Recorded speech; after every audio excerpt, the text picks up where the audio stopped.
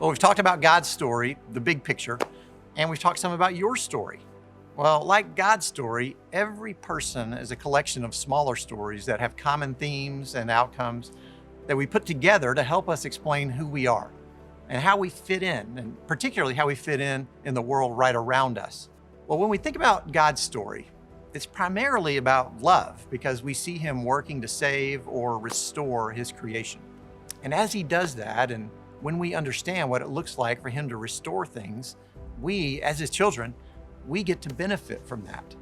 I mean, he wants us to gain independence from forces that hold us back or hold us down. But because of his work, we get set free in a sense. So God's story is about restoring everything because of his love. And our story is just about being the recipient of that saving love. Well, most of us who are followers of Jesus would say that we know who we were or who we would have been without Jesus in our lives. And we know who we are with Jesus in our lives and how we're better off because of him. So the question is, what is the story we want to write now? So in light of all that, in light of what God has done, and in light of the fact that we have our own personal story as well, what is each of our stories going to look like as we do life with God from this moment on, from now until our story on earth is over? Well, none of us can fully write how our story is going to play out unless you have some amazing gift of predicting the future. But let's think about a few ideas that can help us shift toward creating the best story possible. Our story happening with God's story. For one, acknowledge you are part of a bigger story. Think of your story as part of God's story, and you've got a role to play in it. Now, when it comes to stories, or good ones anyway, you'll find at least two roles, a hero and also a guide. And a true hero is the person who's willing to do whatever it takes, not for their own reputation or for their credit or whatever, but for the benefit of someone else. So when you see someone who needs help, either physically or emotionally, or help in taking a next step spiritually, you have the opportunity to be a hero in the truest sense of the word, who can help them move forward. Now, in most stories or movies, you'll also notice there's a guide, and this is somebody with some special wisdom. Think about Yoda in Star Wars. He may have been a hero back in the day, but now spends a lot of effort training new heroes. You see that in like the Karate Kid.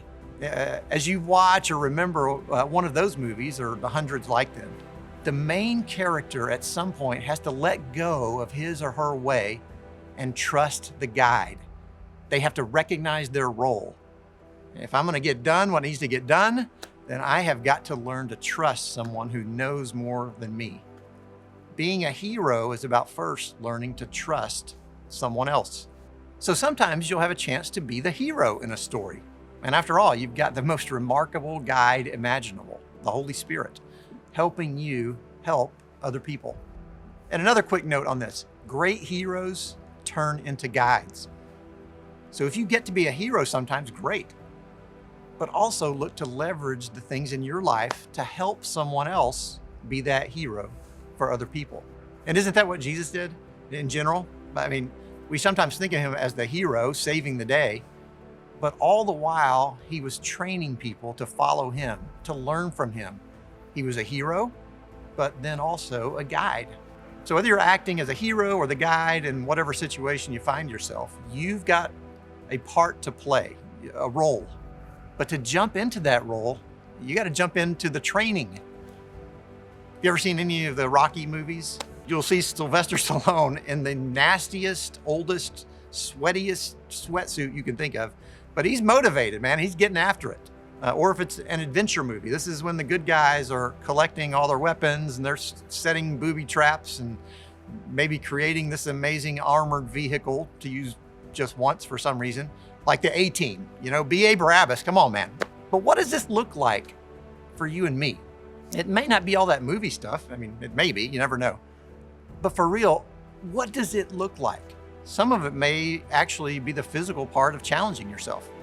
We're all, let's face it, a little better off when we're eating well and we're moving around regularly to the best of our ability.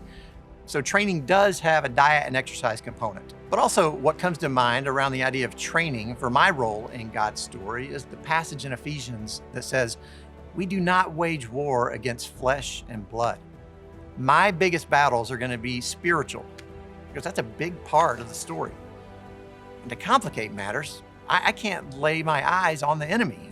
I can only see the effects of the enemy. So I've got to get trained. So whatever it looks like for you to engage in spiritual disciplines or routines to prepare yourself for how the rest of your story will play out, do that. Spend time, like Paul says in Ephesians, putting on the armor of God. Now, just to help, we'll attach a link to a prayer so that you can be intentional about doing that.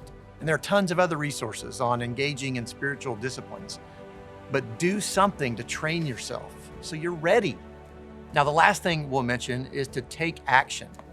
Now, in a movie, this could be bringing the fight to the bad guys or helping somebody else get ready for that inevitable fight that's coming. But this is where the battle takes place. In your story, this might look like finally taking a step to get help, or peeling off a couple of layers to become more fully known. And it may just look like rearranging your priorities to start putting relationships ahead of stuff and tasks. It may look like reaching out to someone to begin repairing a relationship. Whatever it is, it will have a loving others component to it, because that's what truly makes a great story. When someone takes an intentional step to help someone else move forward. That's what makes God's story so great. And as we've already talked about, our story is part of His story and should in many ways be small reflections of His bigger story. So whether we're the hero sometimes or the guide, let's do our part in helping write the best story we possibly can.